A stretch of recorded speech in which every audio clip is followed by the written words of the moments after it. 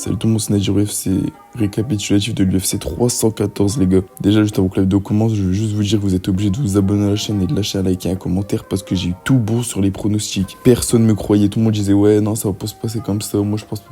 J'avais bon sur tout, maintenant vous êtes obligés de vous abonner. On commence avec Dominique Reyes. Dominique Reyes qui met KO Nikita Krylov. Alors là, tout le monde me disait ouais, Reyes qui est sur 3 défaites d'affilée, 3 KO. C'est terminé pour lui, il n'y a plus de niveau qu'il y avait contre John Jones, il est foutu. Mais c'est un vrai combattant, Dominique Reyes, les gars. Il revient toujours. Il a mis KO Nikita en un round. Nikita, il tente un overhand.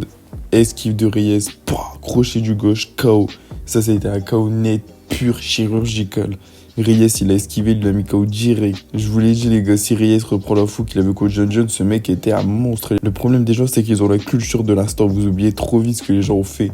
Ce mec a battu John Jones, que vous le voulez ou non, John Jones a perdu ce combat. Moi je vous dis, Reyes est de retour. Ensuite, Jean Silva contre Bryce Mitchell. Alors là, j'avais pris une victoire de Jean Silva au premier ou deuxième round. Finalement, Jean Silva a gagné au deuxième round, mais pour la surprise générale, Jean Silva a gagné par soumission, les gars. Je vous l'avais dit, Jean Silva, c'est un prospect de malade, c'est une menace pour la catégorie.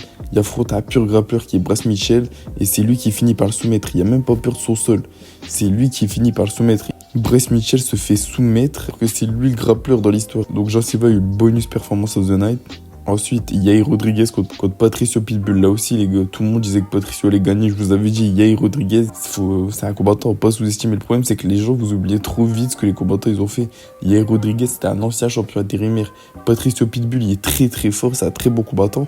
Mais il vient du Bellator, et le Bellator, c'est pas l'UFC, les gars. Yair Rodriguez, il l'a exterminé son striking. Je vous l'avais dit qu'il allait gagner grâce à son striking, sa gestion de la distance. Pendant 15 minutes, il a neutralisé Pitbull avec ses jabs, ses middle kicks. Franchement, c'est un excellent combattant, Yair Rodriguez. Pitbull, il a jamais réussi à trouver la distance, il était dépassé, on voyait qu'il était impuissant face à Yair Rodriguez. Finalement, Yair Rodriguez, il s'impose à la décision unanime des juges 30-27, je l'avais dit.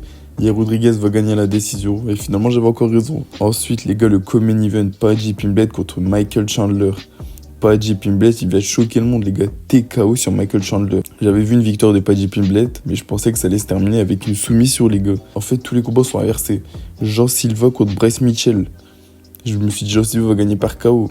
Il gagne par soumission. Et Paddy Pimblett qui gagne contre TKO sur Michael Chandler, alors que tout le monde pensait qu'il allait gagner par soumission. Alors celui-là, personne n'avait vu venir, je pense. Paddy qui fait sa transition mentale, on l'a vu pendant ce combat, il était vraiment plus calme, plus stratégique et patient. Chandler de son côté, lui, restait le même, explosif, spectaculaire, mais beaucoup trop prévisible, les gars. Les 2 premiers rounds, Paddy l'analyse, on voit qu'il temporise et qu'il tente d'épuiser Chandler. Et puis au 3e round, c'est tout, genou au corps, crochet du gauche. Chandler, on voyait sonner, il l'enchaîne debout. Puis après au sol, TKO. Mais Pimblett l'a exterminé, les gars. Maintenant, grâce à cette victoire, Paddy Pimblett entre officiellement dans la cour des très très grands. Peut-être une entrée au top 10 grâce à cette victoire.